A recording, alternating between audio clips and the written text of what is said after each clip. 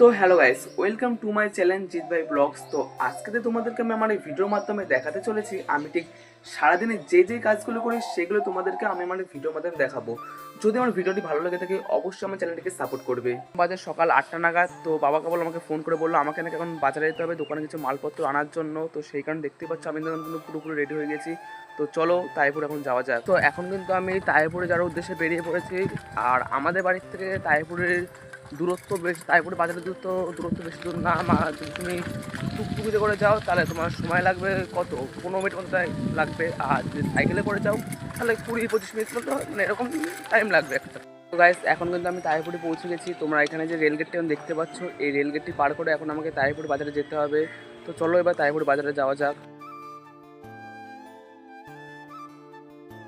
তো hello guys, তো আমি এখন চলে এসেছি তাইপুরের সবচেয়ে বড় বিস্কুটের দোকান। তো আমরা দোকানে যে কোনো বিস্কুট নিলে এখান থেকে নিই। তো এখানে তোমরা যে কোনো বিস্কুট অতি অল্প দামে পেয়ে যাবা। তা দোকানদারের নাম হচ্ছে রাধে। তোমরা তাইপুরে যে কারোর কাছে এসে শুনতে পারবে যে রাধের দোকান কোনটি, তো তোমাদের এই দোকানটি দেখিয়ে দেবে। কারণ হচ্ছে এখানে মানে এখানে স্পন্সর করছে না এটা, তো এটা আমার খুব চেনা পরিচিত। তো এখানে তোমরা যে কোনো বিস্কুট অতি অল্প দামে পেয়ে যাবা। তো তোমরা যদি আমার কথা বিশ্বাস না হয় তো এখানে এসে দেখতে পারবে যে এখানে বিস্কুটটি কতটা অল্প দামে এখানে পাওয়া যায়।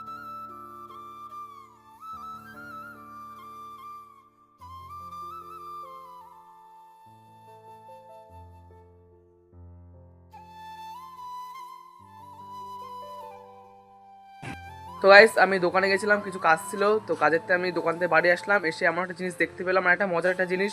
তো চলো এবার সেই জিনিসটা তোমাদেরকে একটু দেখানো। আজকে কিন্তু আমাদের বাড়ি অনেকগুলো হনুমান এসেছে, আর এই হনুমানগুলো কিন্তু আমাদের ছাদের থেকে কিন্তু যেতে চাচ্ছে না। প্রায় 1 ঘন্টা ধরে নাকি আমাদের বাড়িতে নাকি রয়েছে। সেই কারণে জ্যাঠা কিছু ওদের ফুচকা দিচ্ছে খাওয়ার জন্য। সত্যি কথা বলতে আমার কিন্তু হনুমানগুলো কিছু খেতে দেওয়ার ইচ্ছা করছিল। তো চলো দেখা যাক আমি ঠিক হনুমানগুলো ঠিক কী খেতে দিতে পারি। তো বলতে ওদেরকে খেতে দেওয়ার মতো ওরকম কিন্তু বেশি কিছু আমার কাছে ছিল না, আমার কাছে মাত্র কয়েকটি কথা ছিল।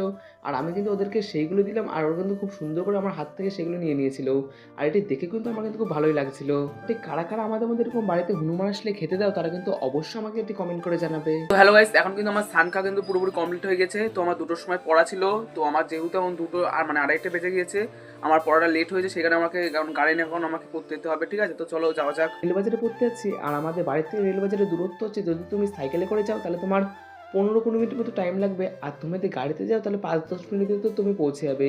তো হ্যালো গাইস, এখন কিন্তু আমি পরে বাড়ি চলে এসেছি। আর তুমি আরেকটা কথা বলতে ভুলে গিয়েছি। হ্যাঁ, আজকে যেহেতু কার্তিক পুজো, আর আমার দিদি শ্বশুর বাড়িতে যেহেতু কার্তিক পুজোটি হয়, সেই কারণে কিন্তু আজকে আমাদের বাড়ির সবার কিন্তু দিদি শ্বশুর বাড়িতে নেমন্তন্ন। আর শুধু আমাদের একার নয়, কিন্তু আমার অনেক বন্ধুরা রয়েছে, তাদের কিন্তু আজকে দিদি শ্বশুর বাড়িতে নেমন্তন্ন রয়েছে। তো আর কিছুক্ষণ বাদে কিন্তু আমার বন্ধুরা সব আমাদের বাড়ি চলে আসবে, তারপর আমরা সবাই মিলে যাবো দিদির বাড়ি কার্তিক পুজোর প্রসাদটি খেতে। তো চলো এবার ওখানে গিয়ে দেখাটি হচ্ছে। আর দিদির বাড়ি কিন্তু পুরো লাইটিং দিয়ে খুব সুন্দর করে সাজানো হয়েছে, তাদেরকে আমি পরে দেখাবো। তো চলো আগে তোমাদেরকে কার্তিক ঠাকুরটা দেখানো যাক। তো দেখতে পাচ্ছ কার্তিক ঠাকুরটি দেখতে কিন্তু খুব সুন্দর লাগছে, এছাড়াও কিন্তু খুব লাইটিং আর ফুল দিয়ে কিন্তু খুব সুন্দর করে সাজানো হয়েছে। ভিডিওটি কিন্তু এতটাই। তো আমার ভিডিওটি তোমাদের যদি ভালো লাগে অবশ্যই চ্যানেলটিকে সাপোর্ট করবে। তোমাদের সাথে দেখাবে আবার নতুন আরেকটি ভিডিওতে।